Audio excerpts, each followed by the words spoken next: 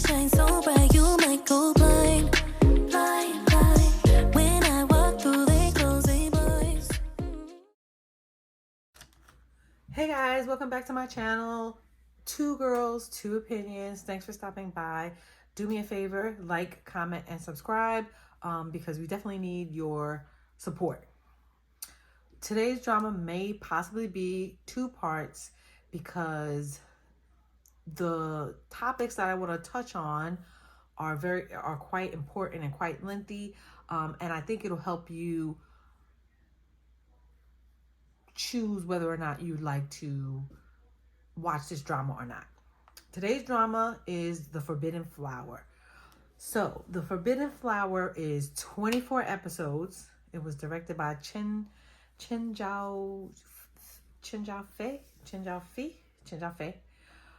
The writer, and the reason why I mentioned the writer, it'll be a reason why during later on in the video, is Chao Shaoli. She's 33 years old. Some of her previous works were Go-Go Squid 2 with Apple Dog and Dating in the Kitchen. So Dating in the Kitchen, if you watch my previous video, it was one of my top 10, or it was a honorable mention. And if you didn't watch my top 10, go back and rewatch it. Maybe something that you like in there. So this genre is romance and a melodrama. I pretty much like romance and melodramas because I want to laugh. I want to have a good time when I'm watching a drama. It all depends on what you're looking for when you are watching a drama or picking a drama, choosing a drama. So I watched this drama on Viki, but you can catch the drama on either Viki, MGTV, Tencent, or WeTV. The cast was Hiran, which was Shu Han, one of the main characters. The lead male character is Xiaohan. Jerry Yan is his Chinese name, and a few of the supporting characters was Han Yu, and I think they refer to him as Kiddo Ma, and Chao Yun. I think they refer to her as Yu Shang. So those were the characters. Those were the characters, and the reason why I mentioned them is because we've seen them in a lot of dramas and we know who they are.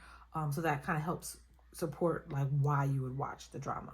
So I want to get into a few things because there's a bunch of there's a bunch of topics that made this drama a really good drama. I think it's a really good drama. I think you should watch the drama. I'll give my ratings towards the end of the video, but I feel like this drama is definitely one that you should have on your list. If it wasn't on your list before, I think you should put it on your list because this was a good drama and you don't want to miss it. One of the major topics that I want to talk about in this drama was the way the drama was filmed. So there's a few dramas that were filmed in kind of sort of the same way. One was Lighter and Princess, and the other one, I think it was Falling Into You. I think it was Falling Into You. I can't remember. And the way it was filmed, there was like in some aspects there was like a fog, and then the other aspects it was a clear. But like in Lighter and Princess, it was pretty much that foggy, dreamy like aspect, and Falling Into You was the same thing. But I think Lighter and Princess was able to capture it better than Falling Into You. And this one did a pretty good job, only because they used it in some areas and some aspects that they shot in, and then they used clearer shooting in other areas, which I feel like the merge of the two helped a lot. So the filming, the way they filmed the drama was really nice. The drama also had or added many picturesque backgrounds. So what I mean by that is behind behind what is being shot. So the initial image of what's being shot, the background was pretty, it was flowery, it was so beautiful. Oceans, the mountain, when they were in the mountains, the sky background, it was just such a beautiful, picturesque kind of background. So you can be paying attention to what they're saying when they're doing the drama, or paying attention to the background, which I think the background played pretty good in contrast to the foreground. So I think they were both, it was a really good contrast.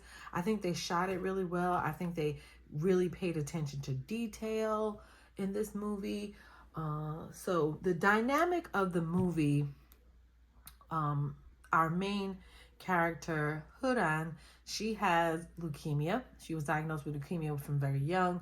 Her dad passed away. He committed, he unalived himself because he found out he was diagnosed with leukemia. And so she had been living with leukemia for most of her life. She pretty much wanted to live a life of freedom, love, like she wanted to love, she wanted to just didn't want to be confined in a box of she has this illness and she doesn't want to be treated a certain way. She wanted to live a little. Her mom kept her in the house most of her life. She wouldn't let her out. So when her mom started traveling for work, she was sneaking out, and that's how she met Xiaohan. So yeah. So another aspect that they touched on in this movie was the older relationship, like the relationship dynamic of an older person and a younger person. Xiaohan was older than Hiran, and I think he had previously loved and lost, and I don't think he wanted to, as many people kind of don't want to go down that road again once they've loved and lost or been really, really hurt by love. And I feel like that's kind of what realm he was in. And the fact that he was older, he didn't want to probably experience that again. And she was so youthful and energetic and lively. She probably but definitely kind of livened up the situation, brought him out of his shell, showed him a side that he was missing in his life. And I think that did him great. And it kind of showed that the dynamic between a person of a certain age and a person of a younger age can actually relate on a more on a different level, just on a different level, as opposed to what everybody thinks that they are relating on. And I love the fact that showed that. A third dynamic that they touched on was the single mom aspect. In the movie, Hiran's mom was a single mom because, the dad unalived himself, and she had to work through that dynamic. She had to work through relationships. They touched on the aspect of things that single moms have to deal with on a regular basis when it comes to relationships, when it comes to a social life, when it comes to work life.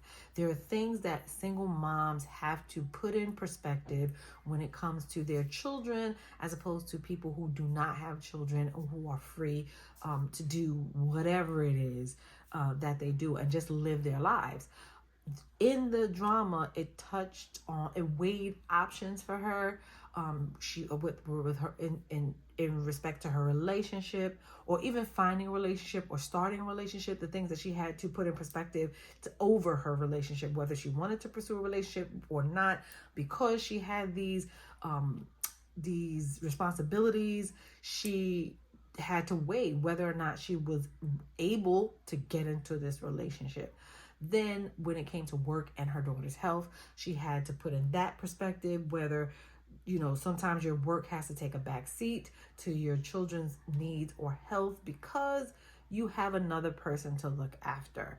She didn't really have a social life because she was looking after her sick daughter, or even keeping an eye on her because she had this crazy fear of losing her. Just like she lost her ex-husband, she didn't want to lose her daughter as well. So she kind of like shelved her life, or even her living, because her daughter was sick. And that put in perspective what a lot of dramas don't offer up, that we see a lot of times in today's society, that there's a lot of single moms who are taking care of children, and they have to navigate that life of social life, a relationship, uh, family life, work life balance. There's balances that they have to shift and adjust because they are a single mom.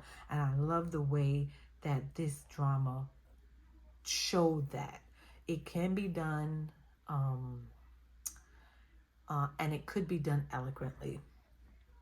So the fourth dynamic that I wanted to touch on, the fact that the single mom, sorry, not the single mom, but the script writer really paid attention to detail. And that's why I kind of gave her a shout out, or introduced you to her or some of her works in the beginning of the video, because I feel like she really paid attention to detail. Either she's in love, been in love before, or is pursuing love.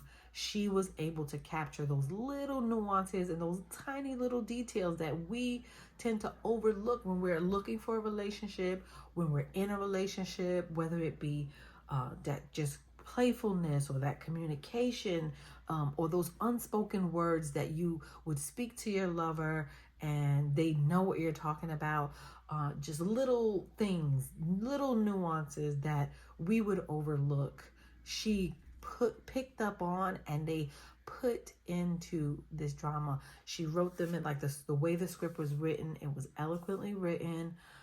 I love the way she closed out everyone's chapter with each other, their relationships. Their closure stories were amazingly written. She was able to nicely finish those chapters without any extra drama. I love the fact that the drama between the third party who came in, it wasn't too much drama, and Hiran was able to like put her in her place, set the tone, and let her know, like, I don't believe anything you're saying. This is how it is, because this is how, So I just love the fact that she was able to put her in her place and move on, and just, be with him like she needed to be with him. Even though sometimes guys miss things like that, and women, we know as intuition. So she was able to like catch those little things and just like call it out. So then the other dynamic that they touched on was the fact that the mother, even though she was a single mother, even though the mom was a single mom, she was still able to find love, or find someone who loved her, or will love her, or even willing to love her. A lot of the times you see in these dramas, there's a stigma put on single moms as they're not worthy, or they shouldn't still be able to find love, or still shouldn't be able to find a partner. And this drama kind of touched on the fact that even though you're a single mom, you can still find love. There's still somebody who will love you and accept you and take you with your child, and love your child, and love you, and move on with your life. So I feel like it was sending, the drama was kind of sending the message that it's okay to love again. It's okay to live your life. It's okay to just be happy and move forward. So this was a really happy drama. They did a lot of fun things. So I really appreciated that aspect of it. The sixth topic that the drama touched on was the fact that people who will have illnesses, i.e. leukemia, diabetes, anything that is life-threatening, sickle cell, diseases like that, it touched on the fact that like people tend to discard those kind of individuals. Like if you find out somebody is diagnosed with something, you're like, oh my gosh, I'm so sad, I'm sorry, da da da da, but you still don't care, and you don't want to really be around them, and you don't want to inherit or even kind of you don't want to be bothered with their sickness. And I feel like the drama let me and hopefully other individuals know that people who are diagnosed with certain kind of diseases are not throwaways. You still need to love them. They still need love. They still can live. They can, progress and move on with their lives. They deserve these things. And a lot of the time society just puts them in a box and treats them like, okay, you can't be a functioning part of society because you have this disease. And a lot of them, I feel like they feel ostracized because of that stigma that's attached with them having a disease. And this movie was able to bring that to the forefront and show the viewer that it's still possible to live a full life even though you are diagnosed with an illness, even though other people will look at you like a certain way. There are people in the world, people in society that won't give up on you. And I love the fact that when his father's best friend asked him, are you going to leave her now? He was like, absolutely not. And I think that showed a lot of character, because everyone who was asked that question said that they would absolutely not leave her. So that was really, really good. That was really, really good. And I really, really liked that they pinpointed that. And I wish a lot of people in society would adapt that mentality. This drama had all the components of a well-written drama, a well-directed drama. Though what I feel like when I look at a drama and I want to say that the drama is complete, I would feel like the drama has laughter, sadness, drama between the characters. It's funny. You cry a little bit sometimes, or you get that feeling, so you relate. It has a little bit of suspense. There's thrilling in it. So there's a lot of areas that this one drama was able to touch and pinpoint. I even cried at the very, very end, because I felt, it tugged on that heartstring, and it caused you to have that, you just wanted to cry, and you don't wanted to be sad, because you really didn't want to lose any of the characters, but you knew that something was gonna happen. Somebody had to, whatever. So I did cry a little bit, but just to say, this drama was able to, for me, feel complete.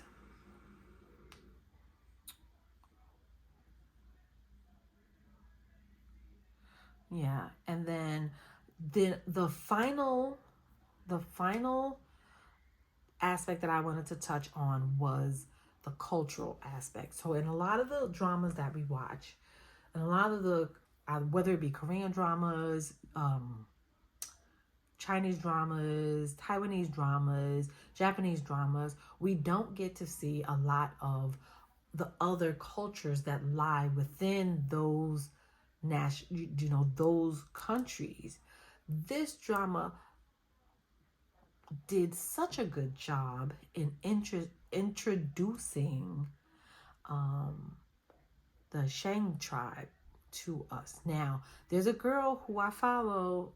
She's a Chinese girl. I follow her on Instagram. Now, she does little reels introducing all of the native tribes that are in China. So I had already known that the Shang tribe existed, but to see it play out on film, I feel like it was so beautiful. The costumes were beautiful. She looked beautiful. The culture was beautiful. I love the fact that they showed that they were so loving and giving and caring, and accepting of her from an outside culture, accepting of her because of the fact that he loved her. they did such a good job. The family even conveying like the language, and the translation, and the fun that they had with that part of it when they were at the dinner table.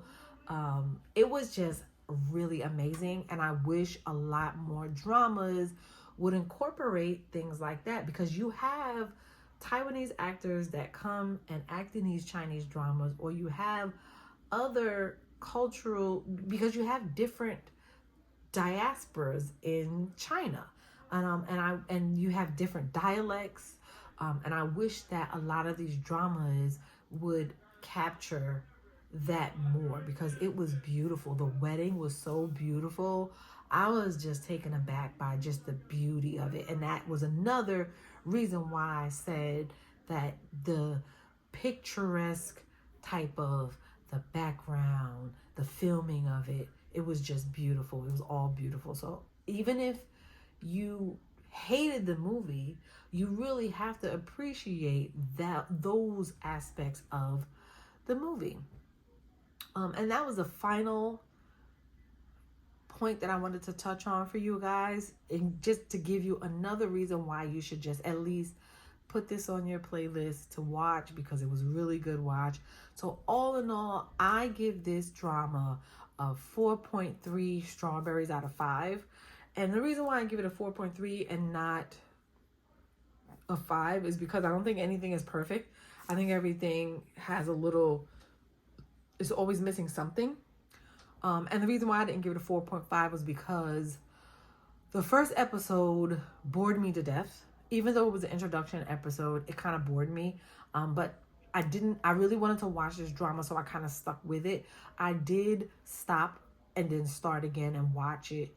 But once episode 2 came in, it kind of kicked up from there, and it was just a straight run. So I did cut it off. I did give it a day, and then I did go back episode 2. By episode 2, it kicked off, and I really enjoyed this drama.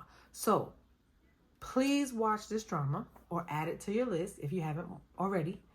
Let me know if you've seen this drama. Comment down below. Let me know if you've seen this drama. And comment down below if you have anything else that you need us to watch and review. I think currently I'm watching... What am I watching? Oh my goodness. I can't remember what I'm watching. Can't remember what I was watching. I think I'm watching something new.